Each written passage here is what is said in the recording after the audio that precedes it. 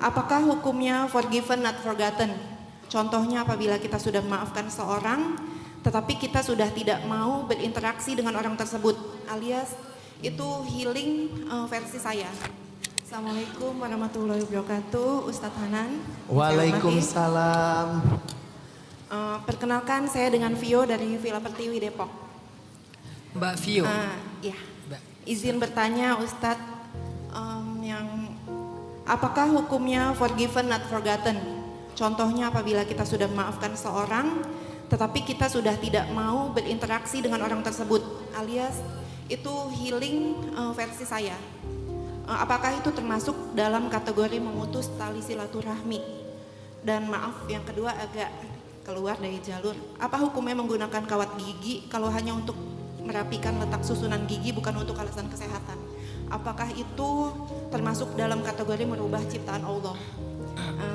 Terima kasih Ustadz atas jawabannya sebelumnya. Saya dulu sebetulnya pengen pakai kawat gigi. Tapi kata ibu saya, salah satu ciri orang yang suaranya bagus itu adalah giginya nggak rapih. Jadi saya takut suara saya nanti berubah, jadi saya biarin aja gigi saya kayak gini. Bercanda, tapi saya meyakini itu sih, walaupun itu bercanda ya. Cuman sekarang kan saya karena udah punya anak ya. Ada anak saya yang sempat, karena dulu mungkin saya juga terlalu sibuk ya, jadi nggak sempat mikirin tentang hal kayak gini, tentang kerapihan gigi dia segala macam.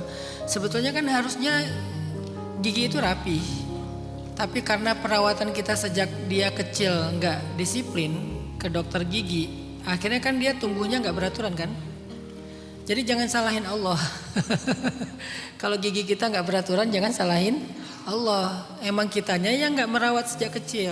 Pas udah gede baru dia tidak beraturan. Kalau sejak kecil gigi susunya dicabut ketika dia nggak tercabut sendiri, harusnya nanti yang tumbuh berikutnya udah bagus tuh. Ini konsult saya dengan dokter gigi ya. Jadi saya tanya ke dokter gigi.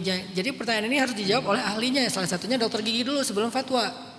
Ternyata menurut dokter gigi, harusnya gigi kita itu rata, nggak yang numpuk-numpuk. Kalau dari sejak kecil itu emang diatur pertumbuhannya dengan sering konsul.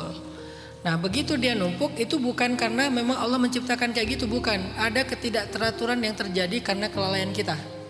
Ini yang perlu kita akui. Sehingga ketika kita pakai kawat gigi, kita ingin memperbaiki kesalahan kita.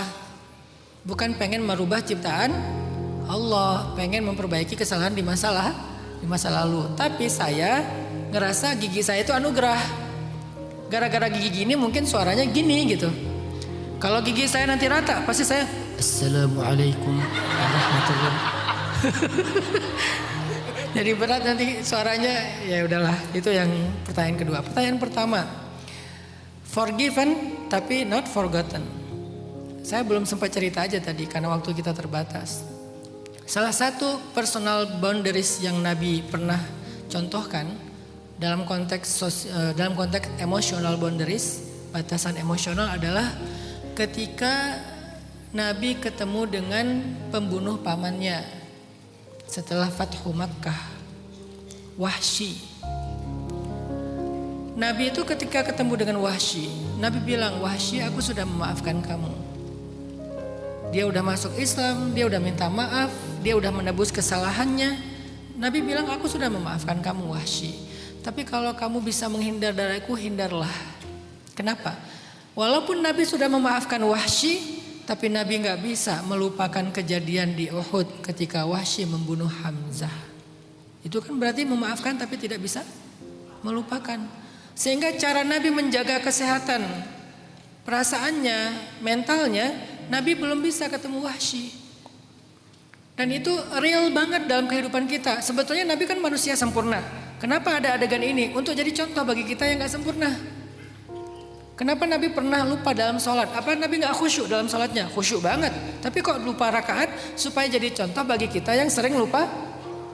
Kita mah yang lupa rakaat istiqomah ya. Rakaat berapa tadi ya? Ada contohnya. Ketika Nabi lupa rakaat, mengambil yang paling kecil. Kalau kita kan sukanya ngambil yang paling, kayaknya tadi udah 4 deh. Padahal baru 1. Jadi baru rakaat pertama udah merasa 4. Nah kalau Nabi ngambil yang paling kecil. Jadi kenapa Nabi lupa rakaat? Karena biar jadi contoh, bukan beliau nggak sempurna.